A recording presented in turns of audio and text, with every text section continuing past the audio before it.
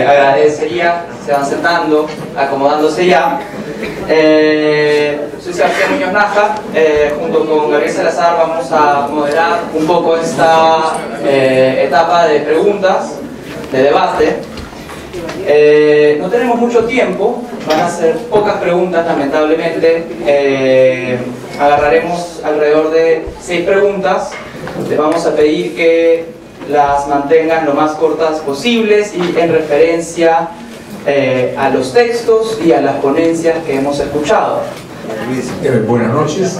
Quisiera empezar felicitando al Grupo Memoria y al Instituto de Estudios Peruanos por crear un espacio que hace posible lo que hasta hace poco parecía un sueño, es decir, la posibilidad de un diálogo que apunte a una convergencia, ¿no? Ya el hecho de que nos escuchemos es un gran avance, ¿no? Y es un motivo de optimismo y de esperanza, ¿no? Dicho esto, me gustaría referirme a 2 temas más puntuales, ¿no? El primero es de que veo cierta tendencia, digamos, a tratar de borrar la línea entre victimarios y víctimas, ¿no? Creo que hay evidentemente una zona gris, ¿no? De personas que de ser victimarios se convirtieron en víctimas, o de personas que de ser víctimas se convirtieron en victimarios, ¿no? ¿Cuál es la importancia de esta zona gris? No es todavía claro, pero también es cierto que hay, pues, víctimas, por decirlo así, ¿no? El niño que fue asesinado en Buenamarca, o la anciana que fue asesinada en Putis, son víctimas, ¿no es cierto? Y de otro lado también hay victimarios, es decir, personas que en ningún momento fueron víctimas, sino que al contrario, que pusieron en marcha operativos que iban a llevar al asesinato de muchas personas, ¿no? Y el principal de todos es, por supuesto, Abimael Guzmán, ¿no? Entonces, esto es algo importante para no caer en una especie de relativismo, ¿no? Donde todo el mundo se refugia en la sombra, ¿no? Y donde en el fondo no se podría ir sentando las bases para construir un juicio histórico, ¿no? Sobre lo que pasó y quiénes fueron los responsables, reconociendo otro lado de que la dinámica de los acontecimientos adquiere un carácter trágico, ¿no? En el sentido de que las circunstancias superan las intenciones y superan los deseos de las personas que están involucradas, ¿no? Y todo va para peor durante un largo periodo, ¿no? Entonces, este es un llamado, ¿no? Y la pregunta más específica quizá va para Liurgo, ¿no? Él se refiere a un carácter suicida en Sendero Luminoso, ¿no? Quería que Sendero, pues, contra todo buen sentido, comience a radicalizar su opción violentista, ¿no? Llevando esta radicalización a un aislamiento respecto a sus propias bases, ¿no? Entonces, esta idea de un carácter tanático, ¿no? De una vocación suicida, ¿no? Podría quizá tratar de aclararla a partir de su propia experiencia o a partir de lo que venía trabajando. Muchas gracias. ¿Qué tal? Yo tenía 2 pequeñas preguntas, una para Lurgio y otra para el mayor Freire. Lurgio, una de las cosas que más me conmovió de su libro fue cuando usted habla del hambre y cómo el hambre lo persiguió en las distintas instituciones en las que estuvo. Y quisiera que hiciera una reflexión sobre ese hambre que quizás se mantiene en muchos de los lugares que usted está volviendo a recorrer ahora que, entiendo, está haciendo trabajo de campo. Y la pregunta para el mayor Freire es si, entendiendo que ese es un trabajo institucional y que, digamos, esto los limita en un sentido, considera que sí, más adelante, ahora que se abre este espacio tan interesante, se podría llegar, digamos, a tocar esa zona gris de la que habla Portocarrero y de repente llegar un momento a una autocrítica un poco más, digamos, que todos esperamos en ese camino para la reconciliación que entendemos que se está abriendo. Gracias. Sí, yo tengo una pregunta también para Liurgo, que es una pregunta sobre quería preguntarte sobre la decisión, ¿no?, de poner las canciones dentro del testimonio. El testimonio introduce constantemente canciones, y yo creo que las canciones son extremadamente pertinentes porque en cada institución tiene su propia canción. Los senderistas cantan algo, los militares cantaban algo, en la iglesia se canta algo, y en las letras de las canciones podemos ver, ¿no es cierto?, lo mejor y lo peor de las instituciones, ¿no? Es decir, en esas letras podemos ver, en el caso de los senderistas, bueno, el ideal, la igualdad, la justicia, pero al mismo tiempo el odio y el culto a la muerte, ¿no? Y en las canciones del ejército también vemos una cosa excesiva y obscena, pero al mismo tiempo la voluntad de restaurar la ley y el orden, ¿no? Y en el caso de la iglesia igual. Entonces me parece como extremadamente acertado que hayas introducido cómo durante el conflicto se cantaba, y cada institución tenía un tipo de canción que es una radiografía, digamos, contundente para entender a cada actor, ¿no? Quería preguntarte un poco más sobre la función de las canciones, ¿no? Tanto en el testimonio como en tu experiencia misma. Muy breve, me llama mucho la atención, después de todo lo que hemos escuchado y de la ardua tarea que nosotros tenemos en la comisión, porque todos los días nos encontramos con oficiales que ya pasaron al retiro o veteranos que vienen buscando mucha información porque además se sienten muy orgullosos de haber participado en una campaña, una guerra, y es, digamos, una especie, la comisión siempre ha recibido mucha gente interesada en que su historia sea contada, y en este punto tanto la versión de Lurgio como estas historias que escuchamos todos los días en la comisión, me pongo a pensar en esta aproximación que tanto el libro En Honor a la Verdad abre como el libro de Lurgio más directamente, sobre aproximarnos a las historias de vida, a reflexionar sobre la época y las dificultades que tenían hombres y mujeres para sobrevivir, y cómo me llama la atención que si bien esta guerra ha marcado la vida de mucha gente cruelmente, cómo hay una paradoja dentro del mismo ejército, porque está compuesta por mayoritariamente, y eso lo escribe Lourdes Hurtado, que es mayoritariamente andino, o sea, esa paradoja. Y lo otro es que pues llevo estudiando mucho tiempo representaciones del ejército en las fiestas y danzas andinas, y una de ellas la del Valle del Mantaro, y cómo ciertas comunidades tienen muy presente el recuerdo de su participación en diversas guerras en la historia del Perú, y la imagen del soldado peruano, ¿no? Entonces eso es una pregunta suelta, ¿por qué esta paradoja, no? Si bien la población andina ha sido muy afectada por la violencia, ¿por qué sigue siendo ese gran componente dentro de las Fuerzas Armadas? Es una pregunta para todos. Mi pregunta va concretamente al mayor del ejército peruano, debido a que yo también he sido soldado en el año 1978 y he tenido también determinadas experiencias como soldado, como recluta, y por lo tanto me atrevería a decir que las instituciones son como es su gente.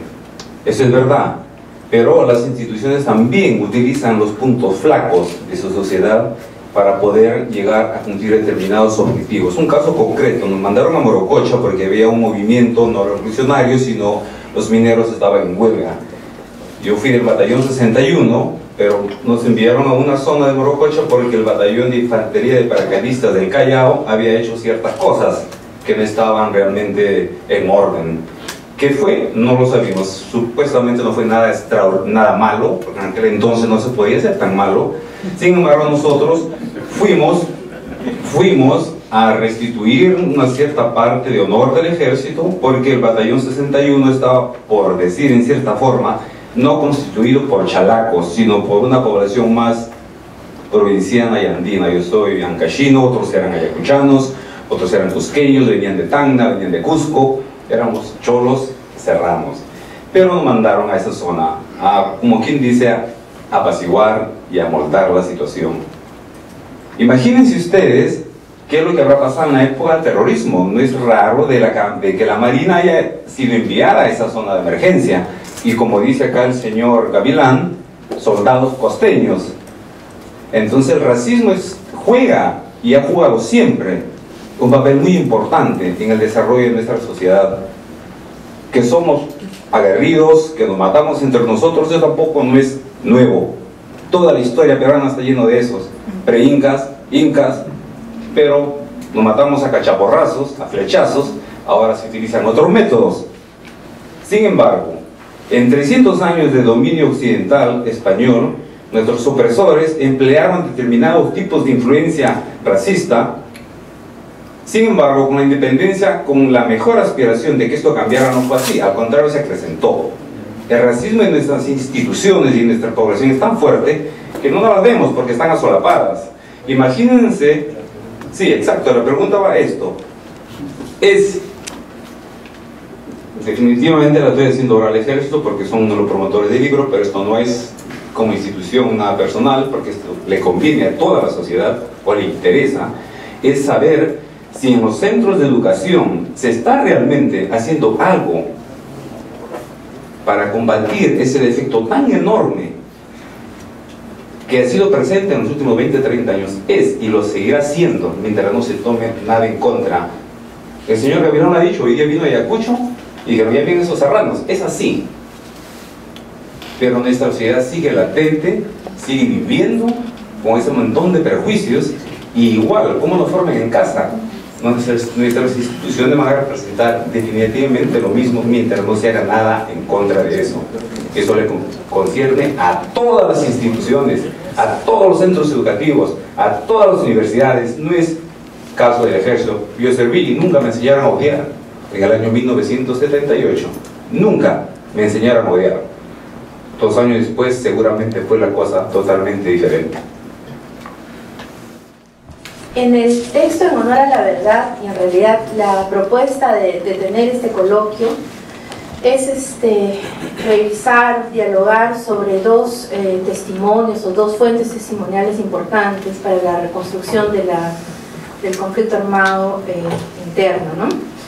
Y el argumento central es la reconciliación y la pacificación. Entonces, mi pregunta es sobre los gestos simbólicos que muchas personas y poblaciones esperan para poder justamente tender un puente o poder hablar de reconciliación y pacificación. Y entre esos gestos destaca el perdón, ¿no? El perdón de que se habla, y no solamente de excesos, sino de violaciones, de atrocidades, ¿no?, que se hayan cometido. Entonces, mi pregunta va en torno a qué gestos, qué tipo de acercamientos tienen con poblaciones civiles, ¿no? Y la segunda pregunta es, ¿cuál es la reflexión que tiene el ejército sobre una ley como la del negacionismo? Que si se aprueba en todas sus instancias, podría de alguna manera llevar a que un texto como el de Lurgio Gavilán pueda ser malinterpretado, por ejemplo, ¿no? Bueno, hemos apuntado en detalle las preguntas, solo vamos a recordar las que han venido, y por favor los ponentes puedan tener o elegir una de esas para poder tener el tiempo suficiente. Son las 7:18, entonces va a haber un momento para cada uno, para responder 2, 3 o una pregunta, pero tenemos los 5 minutos para cada uno, ¿no? En las entrevistas que hicimos para el libro, hemos ido a algunos lugares comunidades, y el Museo Huaycán también, y me llamó la atención claramente que, por ejemplo, en Huancavelica, una señora se paró y comenzó a contar que su hermano había sido desaparecido en un cuartel, y reclamaba, lloró, pero luego que pasa un momento, hubo otras personas que intervinieron, y la señora al final se levanta y exige que se establezca el servicio militar obligatorio, y le exige al coronel que él controle que no haya discotecas, porque sus hijos están en las discotecas bailando y perdiéndose, y exige también que haya una base militar ahí en la región para que controle. Entonces es una cosa paradójica, ¿no? Si hay, y cuál es la explicación que me doy, que hay una ausencia total a veces del Estado en algunas zonas, y que a veces es la única, el ejército es la única presencia que puede representar ese Estado. Igual nos pasó en Huaycán también exigían que se establezca una base militar para reordenar, ¿no? Entonces es una cosa paradójica, pero yo creo de que en cierta forma no hay institución más democrática étnicamente hablando que el ejército. En el ejército vamos a encontrar una mixtura de razas, etnias, y no, al menos en los años que yo tengo, no he sentido ni he visto discriminación. Pero a mí lo que me llamó la atención es esto, ¿no? Que en lugares donde se había habido bases y se había cometido excesos, la misma gente reclamaba la presencia del ejército. Entonces quiere decir que estamos ante una debilidad total del Estado y que la Fuerza Armada todavía continúa representando esa presencia y ese orden que la gente a veces reclama y necesita. Quisiera reconocer públicamente que aquí está el ejército peruano. Al verlo el uniforme tengo nostalgias, tengo agradecimiento y por eso muchísimas gracias. Quiero responder muy rápido las preguntas que hicieron de Gonzalo Portocarrero. Por ejemplo, esta cuestión de víctimas y victimarios. Sí, hay una cuestión que aparece como una zona gris, que los quechuas, los andinos conocemos como el pantah, no es de día ni noche. Así aparece, pero entonces ahí yo siempre he visto la victimización, la víctima. En la Comisión de la Verdad, cuando cuentan cuando se pregunta a un miembro del Sendero Luminoso, el ejército siempre son las víctimas. Primero, yo me tocó vivir estas tres instituciones. Creo que ninguno de mis paisanos, que siempre digo en las comunidades campesinas, no eligieron eso. No había una opción para elegir. No había opción para que no quiero participar en Sendero Luminoso, no quiero participar en el ejército. No había una opción para los soldados que fueron llevados a Ayacucho, que todos éramos terrucos. Bueno, no hay una opción, eran a la fuerza, han sido elevados y llevados a la guerra. Y muchos han muerto, han regresado en ataúdes. Pero esta cuestión de Lourdes ha dicho, nos falta la autocrítica. Sí, efectivamente eso nos falta. Esta cuestión de normas, no lo veo tampoco víctimas y victimarios. ¿A quién podemos la culpabilidad? Yo no he visto esto, solo me tocó vivir. ¿Qué entienden los niños? ¿Qué entendieron los niños a esa edad? Los manuales de Márquez, de Lenin, de Mao y del pensamiento Gonzalo, pues no entendíamos absolutamente nada. Yo caminé en brazo llevando siempre un manual de las 5 tesis de Mao Zedong. Pero esta cuestión, lo que dice estas canciones, creo que cada vez que salíamos a una emboscada militar, para buscar a los rondas campesinos, siempre salíamos cantando. Las canciones pues se tatúan en nuestro cuerpo, se hacen parte de nuestro cuerpo, nos anima a seguir viviendo en la guerra, a seguir sobreviviendo.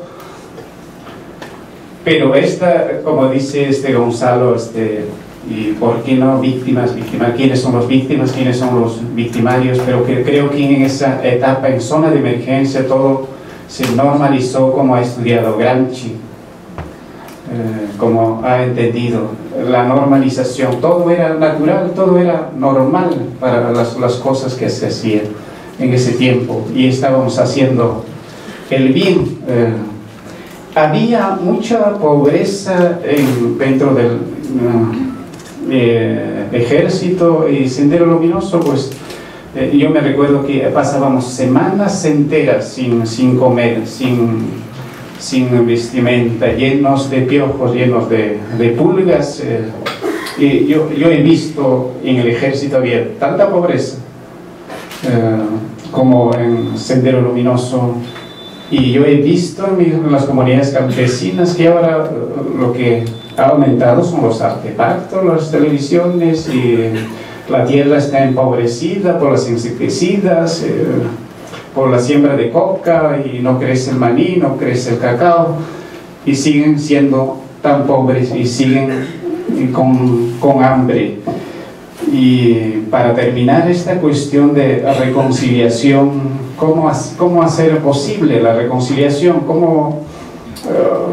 Me enseñaron cómo perdonar 70 veces 7, o sea, cómo perdonar siempre. Los campesinos, nosotros, yo no me quedé en las dogmas de Sendero Luminoso, no me quedé pensando tampoco en el ejército ni en el convento. Como mis paisanos hemos sido capaces de dejar eso, de superar, seguir viviendo, mirando. Creo que podemos aprender mirando nuestro pasado, podemos construir un futuro mejor cortando las brechas. Gracias. Con respecto al reconocimiento de una culpa, puede ser más adelante, bueno, yo no puedo decidir eso, obviamente, ¿no? Eso lo decides. En todo caso, cualquier tipo de expresión la tiene que dar mi comandante general, eso sí te lo aseguro. Pero lo que sí me puedo decir es que con el tiempo vamos a ir descubriendo mejor qué pasó, porque de todas maneras siempre va gradualmente saliendo a flote la verdad. Como siempre dicen, la mentira tiene patas cortas. Yo me remito a la experiencia que contaba la profesora Lourdes hace un momento con respecto a esta visita a Huaycán, porque habíamos observado en el informe de la Comisión de la Verdad que la población decía que la presencia de la base militar en Huaycán había sido mala, que había perjudicado a la población. Así que fui con los historiadores, y me acuerdo un oficial francés, pero yo fui uniformado. Y adivinen qué pasó. Cuando me paré en medio de la pista, porque obviamente no conocía Huaycán, salió la gente a recibirme, pensando de que iba a reabrir la base, porque estaban ensopados con la delincuencia. Y agarraron y me llevaron a donde había sido la base, que acá era, y realmente necesitaban la base. Muchos de los oficiales que estamos acá presentes, la mayoría, el general Merino, muchos que estamos acá, hemos estado en muchos lugares. He visto lugares donde se desactivaban las bases y la población se ponía en el camino y se echaba para que los militares no se vayan, aunque no me crean. Supongo que dentro de esta administración de justicia siempre hay rigor y siempre hay gente que de una u otra manera choca con las tradiciones o físicamente. Había una señora que me dijo esto, mira, me dijo esto: el ejército salvó mi matrimonio. Dice, pero no. Entonces dice que su marido normalmente venía borracho y le pegaba. Así que un día el marido vino borracho y encima que le pegó se estaba llevando a su hijo. Entonces ella se fue a la base y los soldados lo trajeron, lo metieron de cabeza en un pozo de agua y nunca más le pegó y nunca más se llevó a su hijo. Y por eso le había salvado el matrimonio. Y ella tenía 22 años felizmente casada. Entonces yo me reía. Entonces, exacto, hay muchas cosas que van a ir saliendo a flote, sobre todo con la comprensión social, la comprensión de qué tipo de cultura a la que estamos haciendo frente. Ustedes no saben la cantidad de problemas que tienen los oficiales con las tribus nativas que están encima, de Bagua para adentro. Es un problema, porque los nativos tienen sus peculiaridades. Hay un oficial que hace poco llevó a una chica que era de ahí, se la llevó nuevamente de regreso, porque casualmente lo cambiaron por ahí, y el APU la vio y se la llevó, para que sea su 9ª o 10ª mujer. Entonces, toda esta mezcla de naciones y de comportamientos, todo esto va a llevarnos a que vayamos desentrañando qué fue lo bueno y qué fue lo malo. Pero lo que sí les puedo decir, y lo vuelvo a aseverar, es que no hubo un comportamiento institucional en el exterminio de poblaciones. Se lo puedo asegurar. Si alguien ha actuado mal, de una u otra manera, ha sido por juicio propio. Y le voy a decir una cuestión estadística. No sé si recuerdan que hablé de estas personas, de estos indígenas, estos nativos que murieron en Putumayo. Estos 30.000 muertos los mataron 300 hombres. Una vez que se comenzó a hacer justicia, desaparecieron del mapa y uno que otro, fueron juzgados 12 al final. 12 de 250. Este ejército, que es uno en su momento y hasta ahora creo era uno de los más disciplinados de América Latina, con una de las mejores escuelas de comandos, han visto la operación Chavín de Huántar, ¿no? Con casi 80.000 hombres, si hubiera decidido exterminar a la población, se lo aseguro que hubiera sido una masacre. Eso se lo puedo asegurar, si hubieran decidido cumplir una orden de esa naturaleza. Pero es imposible, porque estos mismos hombres, estos mismos soldados son de ahí. Son de ahí. Ahora, hay un problema del serrano con el costeño, es cierto. Y hay muchos más problemas. Hay una frase que yo escuchaba mucho en la sierra: no hay peor enemigo del campesino que el serrano blanco. Es peor todavía, porque lo ve por debajo del hombro. Y así por el estilo. Hay muchas tareas que tenemos que resolver y ahí recién va a poder venir el perdón, la reconciliación y todo eso por el estilo. Y acá viene a colación el asunto del racismo. El Perú es un país racista, no hay que taparlo, no hay que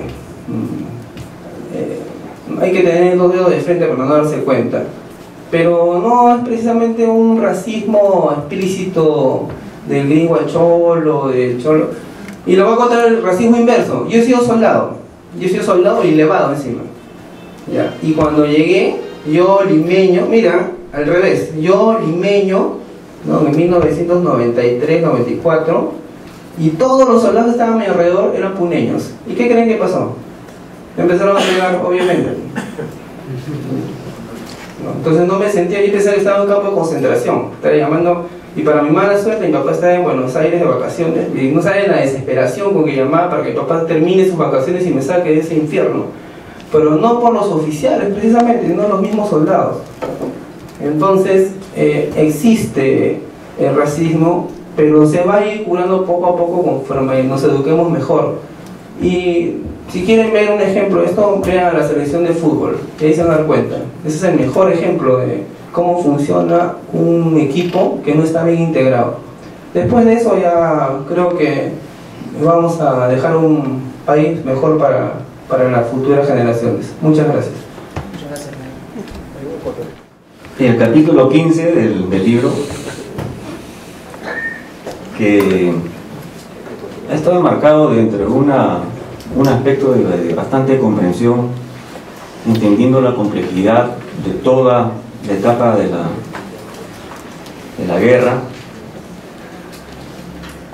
tiene como fondo que se ha hecho con bastante humanismo. Quizás no tengo ubicados los párrafos donde se quisiera, pero están. Los invito a que lo lean. Y en la página 311 voy a leer, abro comillas: el ejército del Perú lamenta que oficiales y suboficiales surgidos de sus filas hayan participado en actos no regidos por la ley, lo que ha ensombrecido la brillante labor de muchos de sus miembros, quienes renunciaron a la vida, a su juventud y al calor de sus hogares en aras de acabar con el flagelo terrorista. De la misma manera, agradece a los ciudadanos de nuestro país por la muestra de confianza y de afecto para con sus soldados y ofrece las más sinceras disculpas por todo el mal que algunos individuos pudieran haber cometido en contra de algún ciudadano y de la sociedad en general. Quizás, como le digo, no es suficiente. Las situaciones varían, los contextos cambian, de igual manera las coyunturas. El año 2005, en Ayacucho, que tuve la oportunidad de trabajar, participábamos directamente en todas las festividades de Semana Santa. Cargábamos chamizo del cementerio hasta la Plaza de Armas. La gente nos miraba, nos aplaudía y me decía: están cargando sus culpas. Pero era un gesto, Asimismo participamos en eventos conocíamos a la mamá Angélica. Nuestras familias, nuestros hijos estudiaban en el colegio. Invitábamos a los amigos de nuestros hijos a que visitaran nuestra casa, que estaba dentro del cuartel Los Caritos. Los niños ingresaban un poco asustados, pero esas son muestras de cambio. Y esa es la apuesta de este libro. Esa es la apuesta. Es mostrar que hay un cambio, que hay una modernización y hay un trabajo de profesionalización aún mayor en vuestro ejército. Bueno, yo quiero aprovechar que no he recibido ninguna pregunta directa. Y pensando, ¿no?, qué hacer ante esta situación, opté por lo siguiente. Mire, si tratamos de conectar lo que hemos discutido hoy día de la historia, de la lucha contra Sendero, con sucesos de nuestros días, y ahora la problemática que ha estado discutiéndose: memoria, reconciliación, gestos, racismo, etc. Y hay una segunda forma de conectarlo con los sucesos de hoy. Y estábamos conversando con Karen Spalding acá al medio, y es la siguiente: si el ejército llegó a conocer al final también a Sendero y a comprender exactamente cuáles fueron las herramientas de la victoria, rondas más inteligencia, ¿por qué está ocurriendo lo que ocurre en el BRAE? ¿Por qué llevamos años de años en el BRAE y las lecciones contra Sendero 1 no funcionan contra Sendero 2? Ante esto, uno de los temas cruciales es la coca, ¿no?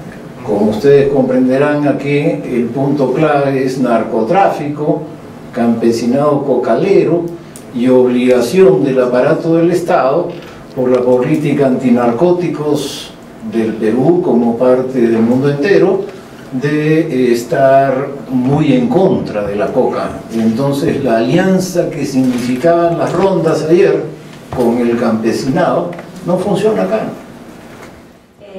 Bueno, yo tampoco recibí una pregunta directa, pero quiero regresar a la pregunta que hizo Carla sobre esta paradoja en la que se encuentra inmersa el ejército durante el conflicto armado interno o la guerra contraterrorista, como le denomina en honor a la verdad. Y a mí me sorprendió el comentario que hizo el mayor Freire, ¿no?, sobre su experiencia como un soldado elevado. Y yo más bien quería conectar eso con algo que mi padre me cuenta, ¿no? Mi padre es oficial de caballería y cuando él estuvo en Pomata durante mucho tiempo, y él me contaba, ¿no?, que en la noche, obviamente en un cuartel, el mundo del cuartel en la noche no es del oficial, es de los sargentos, ¿no? Y hay de aquel día en que justo le tocara al sargento Aymara estar de guardia, porque ese se iba contra los soldados quechuas, la tropa quechua. Entonces, creo que la narración de mi padre, pero también la del mayor Freire, nos da cuenta de un tema mayor que tiene que ver con la construcción del Estado peruano como Estado nacional, ¿no? Y es ver cómo estas decisiones culturales, raciales, geográficas son parte de la cotidianeidad en la que se han construido nuestras identidades, que fueron presentes en los 60, 70 y que se exacerbaron durante los años del conflicto, ¿no?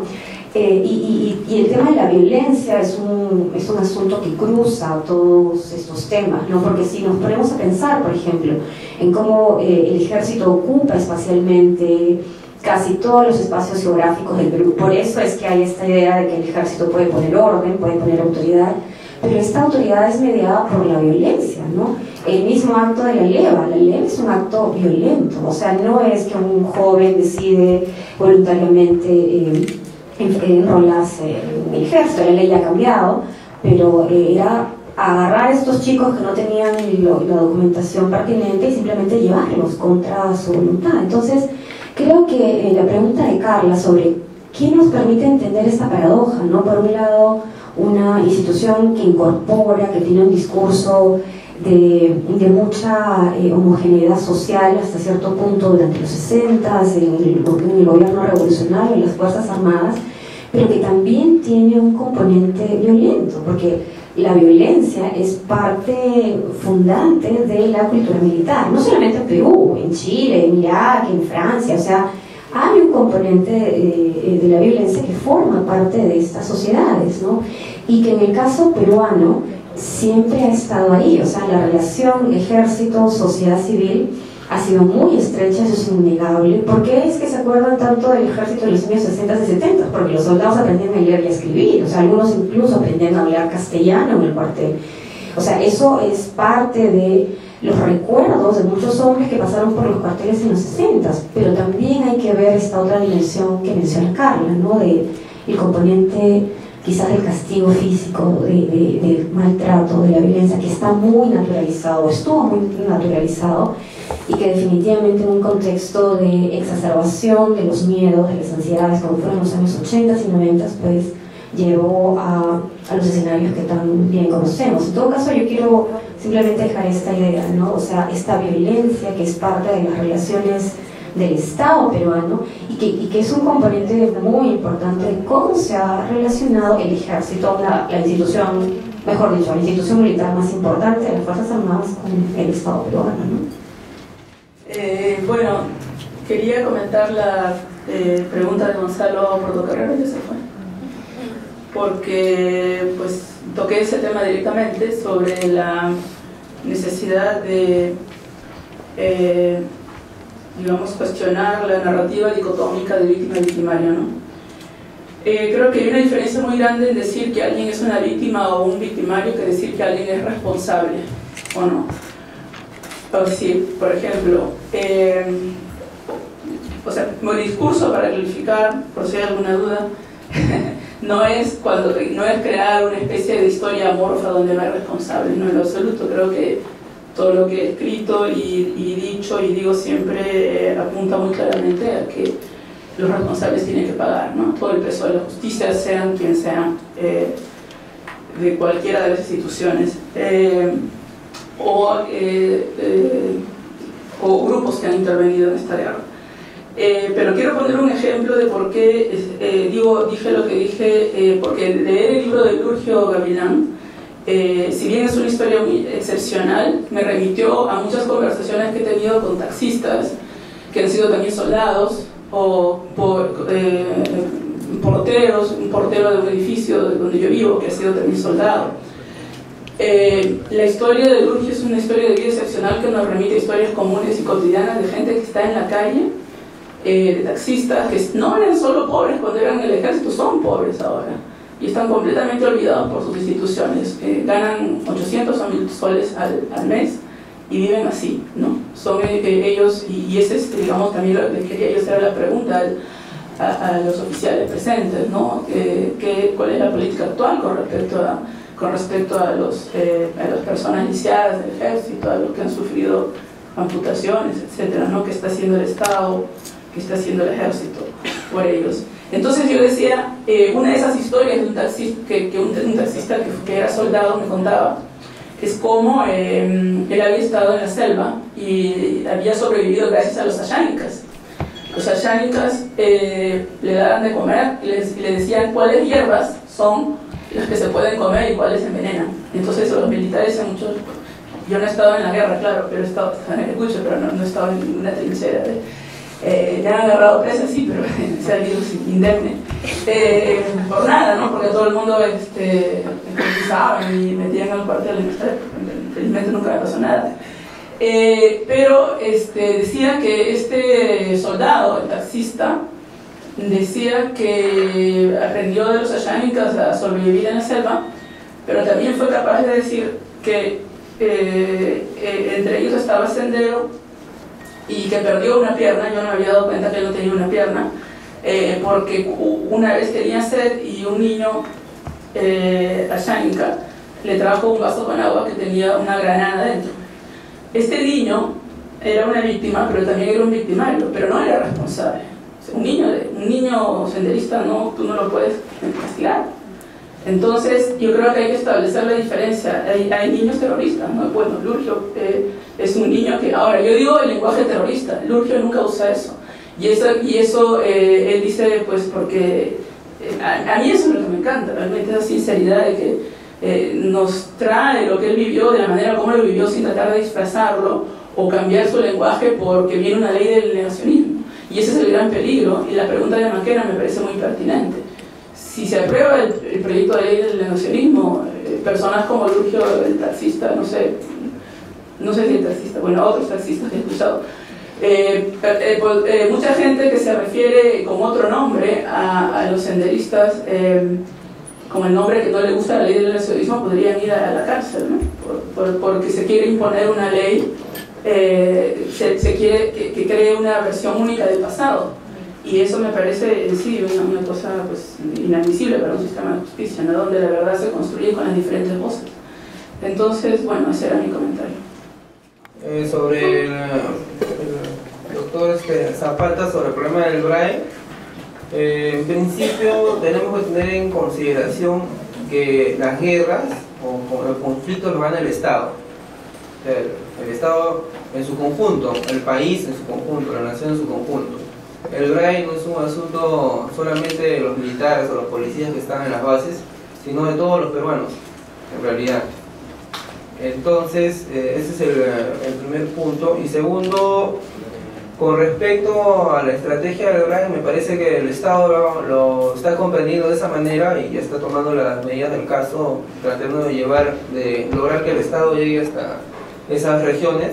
Uno de los componentes obviamente es la Fuerza Armada, que es quien tiene que enfrentar físicamente a los terroristas o a los remanentes de los terroristas, pero esto no es tan sencillo. Quienes conocen la selva saben lo complicado que es andar por las regiones como Vizcatán, ¿no? Esta semana estuve hablando con un compañero de mi promoción que se apellida Llanos, él es piloto, me contaba de que había llegado con su aeronave ya estaba por ir y vi que un soldado viene corriendo para entregarle una carta para su mamá. Entonces el soldado le hace una seña y él agarra y abre la ventanilla del helicóptero para recibir la carta, y cuando al soldado le faltaban medio metro para que le entregue la carta, le cae un tiro en la frente y se muere. Y encima de esto sale el helicóptero y el tirador de la ametralladora del helicóptero se cayó del helicóptero. Y estuvo 4 días ahí en el medio de la selva esperando que lo saquen, hasta que llegó a una base solito. Entonces es un problema muy complejo que desde la óptica de acá es bastante difícil de ver, pero estoy seguro que con la voluntad del Estado y de todos los peruanos se va a poder resolver. Mi nombre es Coronel del Ejército Peruano Renan Miranda Vera. Tengo a cargo la asistencia al personal de dedos y discapacitados del Ejército en cumplimiento del deber. Permítame primero dar respuesta a la inquietud del doctor Zapata. ¿Por qué no se siguió combatiendo la subversión si inicialmente se le estaba derrotando? Ustedes saben que en el año 95 vino el conflicto de Cenepa. Entonces sacó las unidades que estaban abocadas a enfrentar a esta lacra social. Asistimos a este conflicto y por cuestión estratégica todavía no podían regresar. Eso aprovecharon esta lacra social para reorganizarse, ¿no? Y nuevamente tomar posesión del braille. El braille es un terreno bastante extenso, abarca varios departamentos. Cuando se regresaron las unidades, entonces se ha empezado nuevamente a combatir. Aparte que ya ellos están unidos a otra lacra social que es el narcotráfico. Ahora es el narcoterrorismo, al cual se está evocando todos los esfuerzos para derrotarlos.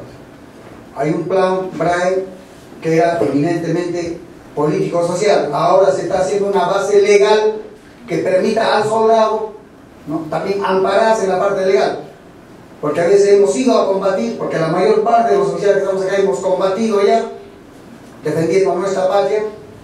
Eso me da toda la amplitud moral para dirigir a ustedes. No teníamos el amparo legal, ¿y qué pasaba? Seguíamos siendo enjuiciados por esa comisión de la verdad. Ahora se está trabajando en eso, en la parte legal, para combatir y por lo menos tener ese amparo. El punto de la señora en cuanto al soldado discapacitado, por favor, yo quisiera tomar contacto con usted. ¿Cuál es el problema que tiene este muchacho? Usted le he entendido que cuando un personal, por uno u otro motivo, particularmente en acción de armas, o consecuencia de servicio, acto de servicio, ocasión de servicio, es discapacitado, se le paga un seguro de vida que más o menos asciende a 56.000 soles, y después una remuneración o un sueldo de por vida, un sueldo económico que va cada 5 años. Ese soldado, ¿no?, empieza con el mismo grado que tenemos en el personal auxiliar, que es oficial de tercera. Cada 5 años económicamente va ascendiendo su sueldo. Después 5 años su oficial de segunda, así, hasta llegar al grado de técnico de primera. Yo quisiera saber, podría tomar contacto con él. También tienen atención gratis en el hospital militar. Si hay algún problema, por favor, me comprometo a ver el problema de ese muchacho, ¿no?, para que, ojo, también hay que tener en cuenta las malas informaciones, que a veces por querer darnos de pobrecitos, ¿no?, recurrimos a mentiras. Seamos honestos en lo que decimos. Señora, yo me comprometo, por favor, que ese muchacho tome contacto conmigo y para ver cómo se le puede solucionar su problema. Muchas gracias. Estamos completamente atentos a todas estas demandas e intereses, porque todos sus comentarios van a formar parte de nuestra agenda como historiadores del Ejército para seguir desarrollándola en el futuro y favorecer con este proceso de reconciliación.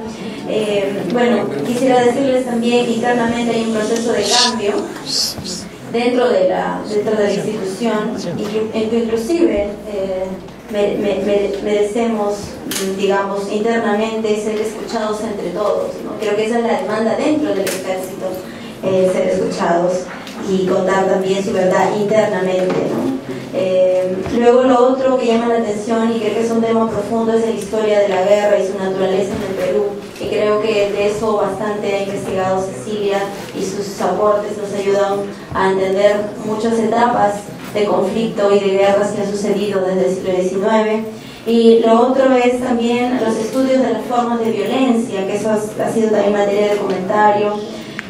Lo otro que llama la atención es el tema de cómo hay que, digamos, concentrarse un poco los que tratamos estudios o tocamos temas de estudios relacionados al Ejército, es entender la formación, su naturaleza, cómo se formó, y una tarea que queda pendiente para nosotros es elaborar una historia de las doctrinas del Ejército, que son, digamos, el marco teórico por la cual los oficiales se forman en el Ejército, y que ciertamente lo ha mencionado aquí, que son modelos a veces que se han practicado desde el siglo XIX, ¿no? Y aquí Cecilia... No, digo, desde el siglo XIX viene digamos, una tradición de doctrinas que merecería la pena estudiar.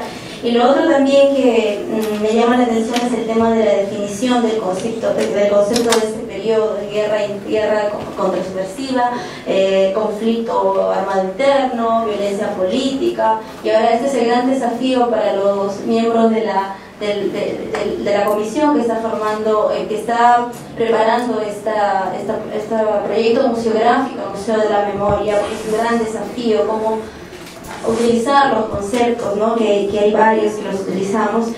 Y luego, otra de las cosas que también llama mi atención y llama la atención de los historiadores que hemos entrado ahora al Ejército, es que nos enfrentamos con una historia muy compleja, que estudiar la historia y la cultura militar de por sí constituye todo un tema muy amplio, y en ese sentido necesitamos la ayuda de los oficiales de Ejército para que nosotros podamos entender muchas cosas que desde ahora no comprendemos. Está Lourdes, que conoce muy bien la institución, Lourdes Hurtado, Lourdes Medina, y cuando gusten para sus tesis, sus investigaciones, la comisión permanente está abierta para trabajar en conjunto. Nada.